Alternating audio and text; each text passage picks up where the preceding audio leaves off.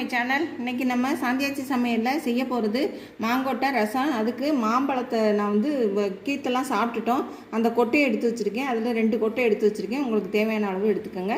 அப்புறம் மல்லித்தலை, தக்காளி, சின்ன வெங்காயம் பொடி பொடியாக நறுக்குனது, அப்புறம் கருவேப்பிலை, வரமிளகா, பூண்டு, உப்பும் புளியும் கரைச்சி வடிகட்டி எடுத்து வச்சுருக்கேன்.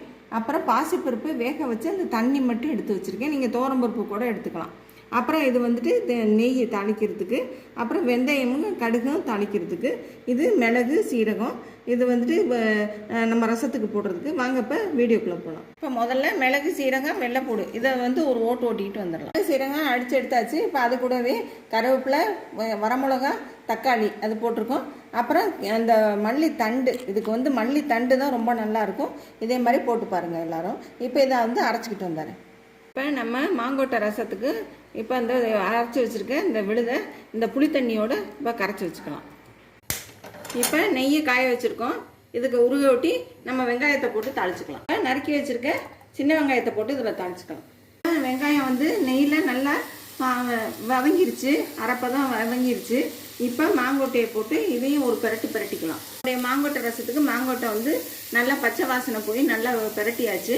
இப்போ வந்து நம்ம எடுத்து வச்சுருக்க பருப்பு தண்ணி தேவையான அளவு ஊற்றிக்கணும். இப்போ இந்த பருப்பு தண்ணி கூடயே நம்ம இன்னும் கொஞ்சம் தேவையான அளவு தண்ணி ஊற்றிக்கலாம். இது அரை இதுவாக வற்றணும். தண்ணி வந்து இப்போ ஒரு இது இருக்குது, இதை வந்து அரை இதுவாக வற்றணும். மாம்பழக்கொட்டை வந்து தண்ணியெல்லாம் கொஞ்சம் நல்லா வற்றிருச்சு, பருப்பு தண்ணி வற்றிருச்சு, மாம்பழக்கொட்டையும் நல்லா வெந்துருச்சு. இப்போ இந்த சீசனில் இது கிடைக்கும் போது இந்த மாம்பழ ரசத்தை வச்சுருங்க, மாம்பழக்கொட்டை ரசத்தை வச்சுருங்க. ரொம்ப நல்லா இருக்கும், ரொம்ப டேஸ்ட்டாக இருக்கும். அப்புறம் இப்போ இந்த கொதிச்சுட்டு இருக்கப்பவே நம்ம கரைச்சி வச்சுருக்க புளி தண்ணி இது எல்லாத்தையும் ஊற்றி இதை வந்து ஒரு கொதி விட்டுடலாம். நல்லா நுர கூட்டி வந்துருச்சு. இப்போ இதை வந்துட்டு நம்ம கொஞ்சம் எடுத்து வச்சுக்கலாம். எடுத்து வச்சுக்கிட்டு இதுக்கு ஒரு தாளிப்பு கொடுத்துடலாம். இப்போ நம்ம தாளிப்பு கரண்டியில் நெய் காய வச்சுருக்கோம். இப்போ நெய் காஞ்சோடனே நம்ம கடுகு வெந்தயம் போட்டு தாளித்து இந்த ரசத்தில் கொட்டிக்கணும். இது நல்லா பொரியட்டும். இப்போ இது நல்லா பொரிஞ்சிருச்சு. இப்போ இதை தூக்கி அப்படியே ரசத்தில் கொட்டி மறுபடியும் கொஞ்சம் நுர கூட்டி வரட்டும். ரசம் வந்து நம்ம மாங்கொட்டை ரசம் ஒரு கொதி வந்துடுச்சு. இப்போ அதை அடுப்பை ஆஃப் பண்ணிக்கலாம். அப்புறம் என்னோடய சேனல் எல்லோரும் சப்ஸ்கிரைப் பண்ணுங்கள், லைக் பண்ணுங்கள், கமெண்ட்ஸில் சொல்லுங்கள். இதை செஞ்சு பார்த்துட்டு கமெண்ட்ஸில் சொல்லுங்கள். இந்த மாங்கொட்டை ரசம் வந்து சாப்பிட்றதுக்கு ரொம்ப டேஸ்ட்டாக இருக்கும். வீடே அப்படி மணக்குது, ரொம்ப நல்லா மணக்குது.